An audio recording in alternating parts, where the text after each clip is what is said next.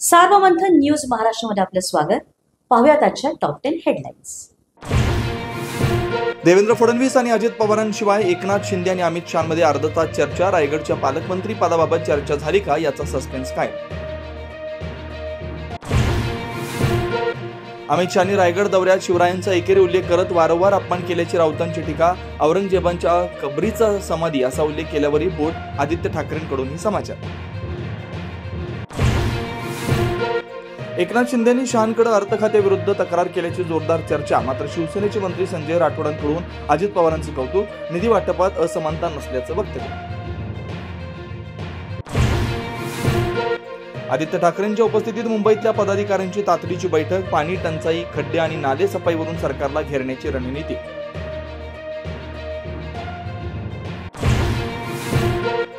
मुंबईत उद्धव ठाकरेंना मोठा धक्का. उपनेते आणि पक्षप्रवक्त्या संजना घाडी आणि पती संजय घाडी यांचा शिंदे गटात प्रवेश. काँग्रेसच्या दावणीला बांधलेली शिवसेना सोडून आणली असा ठाकरेंना टोला. कल्याणमधील बलात्कार प्रकरणातील आरोपी विशाल गवळींची तळोजा तुरुंगात गळफास घेऊन आत्महत्या. तुरुंग प्रशासनावर प्रश्नचिन्ह.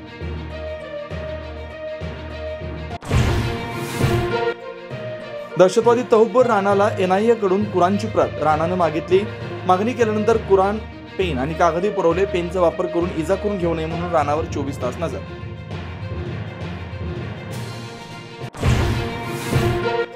सगळे धर्म एकच आहेत तर मग धर्मांतराची गरज काय? सरसंघचालक मोहन भागवतांचा सवाल. समूह शक्ती वाढवून सत्ता मिळवण्यासाठी धर्मांतर केली जातात असं विश्लेषण.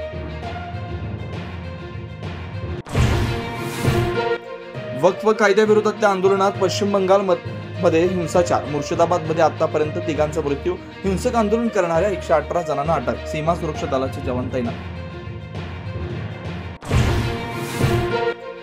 अमेरिकेतल्या बेकायदा नागरिकांनी 30 दिवसांमध्ये देश सोडावा. अमेरिकेच्या सरकारनं सोडलं फरमान. 30 दिवसांमध्ये अमेरिकेबाहेर न गेल्या दंड आणि कारावास. सार्वमंथन न्यूज महाराष्ट्राला लाईक करा, शेअर करा, सबस्क्राईब करा.